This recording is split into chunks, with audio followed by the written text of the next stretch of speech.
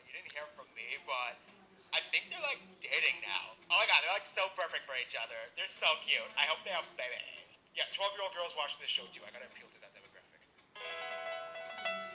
It's time to learn geography. No! Welcome to Armenia. Today's episode, I'm your host, Paul Barbato. Let's dissect the flag.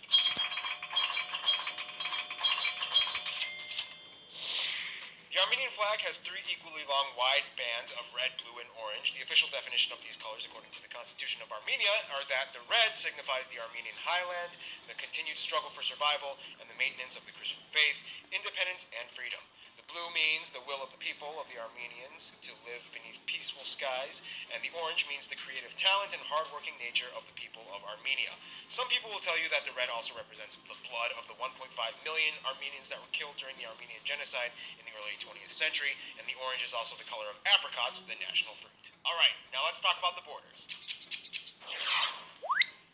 Armenia is a landlocked nation located in the Caucasus region of Eurasia. By the way, it's pronounced Caucasus, not caucus. A caucus is when a ton of politicians make an excuse to get drunk. Bordered by 4 other countries, only 2 of which have open borders. We'll explain more about that in a bit. With the capital of Yerevan in the south-central region close to Mount Ararat in Turkey, which is the area that is disputably claimed to be the historical site that Noah's Ark landed on. The interesting thing is that Armenia actually has one enclave and one disputed nation locked within Azerbaijan. Artsakhan, although considered an Armenian enclave, was actually taken over and controlled by Azerbaijan since 1992, as they expelled the Armenians living there. And on that note, Azerbaijan actually has 4 enclaves inside of Armenia: Bokhari, Espikara, Yaradulu, Barkhudarli, and Karki. Now let's get back to the Nagorno-Karabakh Republic. This entire region is the center of so much controversy between Armenia and Azerbaijan. The population of this area is almost completely Armenian, and they have expressed their desire to either secede and become a part of Armenia or gain complete recognized statehood, even though Azerbaijan claims that they are still in their land. In the early 90s, Azerbaijan relinquished official governmental control over this region. However, it is still a huge breeding ground for fighting and conflict. To this day, Nagorno-Karabakh is kind of an independent nation that runs without Azeri legislation.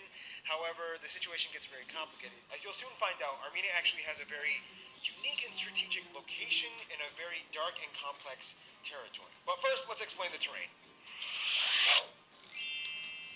Armenia's landscapes are actually pretty distinct and quite lovely. The land is almost completely mountainous with fast-flowing rivers and green forests, a lot of the farms being mountain terrace farms on the hillsides. Armenia enjoys nice warm summers and long autumns and cold, snowy winters. Environmentally and agriculture-wise, Armenia has been taking their land very seriously. Laws have just been passed that heavily tax people and companies for any kind of air, land, or water pollution.